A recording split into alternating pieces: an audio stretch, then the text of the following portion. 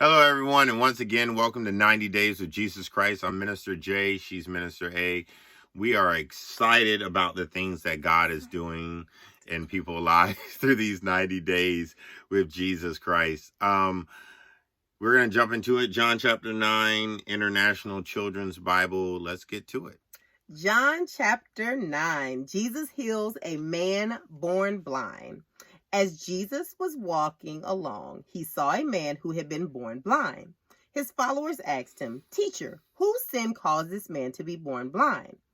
His own sin or his parents' sin?" Jesus answered, "It is not this man's sin or his parents' sin that made him blind. This man was born blind so that God's power could be shown in him.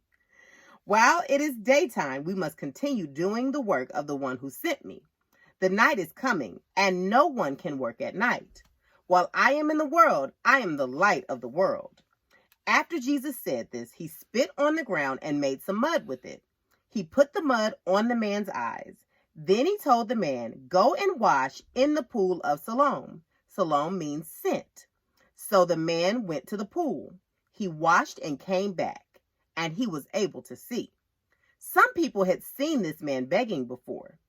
They and the man's neighbors said, "Look, is this the same man who always sits and begs?" Some said, "Yes, he is the one." But others said, "No, he is not the same man. He only looks like him." So the man himself said, "I am the man." They asked, "What happened? How did you get your sight?" He answered, "The man named Jesus made some mud and put it on my eyes. Then he told me to go to Siloam and wash. So I went and washed and came back seeing." They asked him, "Where is this man?"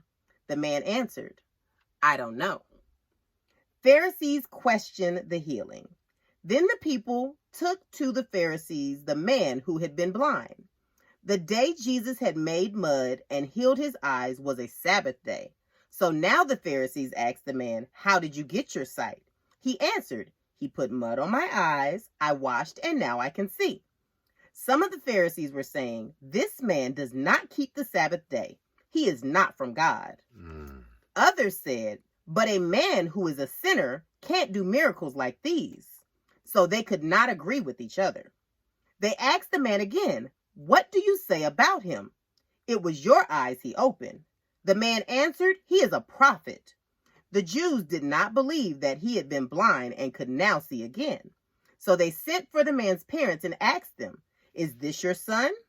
You say that he was born blind. Then how does he now see?" His parents answered, "We know that this is our son, and we know that he was born blind, but we don't know how he can now see. We don't know who opened his eyes. Ask him. He is old enough to answer for himself." His parents said this because they were afraid of the Jews. The Jews had already decided that anyone who said that Jesus was the Christ would be put out of the synagogue. That is why his parents said, "He is old enough. Ask him." So for the second time, they called the man who had been blind. They said, "You should give God the glory by telling the truth. We know that this man is a sinner." He answered, "I don't know if he is a sinner, but one thing I do know, I was blind and now I can see." They asked, "What did he do to you?" How did he make you see again?" He answered, "I have already told you that, but you would not listen to me. Why do you want to hear it again? Do you want to become his followers too?" Then they insulted him and said, "You are his followers. We are followers of Moses. We know that God spoke to Moses, but we don't even know where this man comes from." The man answered, "This is a very strange thing. You don't know where he comes from, and yet he opened my eyes. We all know that God does not listen to sinners, but God listens to anyone who worships and obeys him. Nobody has ever heard of anyone giving sight to a man born blind. If this man were not from God, he could do nothing." They answered, "You were born full of sin. Are you trying to teach us?" And they threw the man out. Spiritual blindness. Jesus heard that they had thrown him out. So Jesus found him and said, "Do you believe in the Son of Man?" He asked, "Who is the Son of Man, sir? Tell me so I can believe in him." Jesus said to him, "You have already seen him. The Son of Man is the one talking with you now." He said, "Yes, yes, Lord, I believe." Then the man bowed and worshiped Jesus. Jesus said, "I came into this world so that the world could be judged. I came so that the blind could see, and so that those who see will become blind." Some of the Pharisees were near Jesus. When they heard him saying this, they asked, "What? Are you saying that we are blind too?" Jesus said, "If you were really blind, you would not be guilty of sin. But now that you can see, your guilt remains." Mm.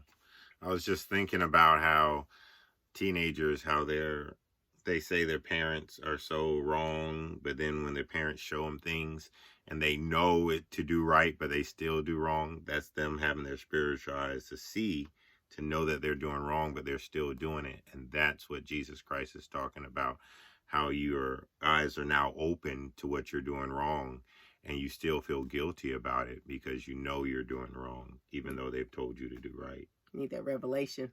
Yeah. I like that. Well, yep.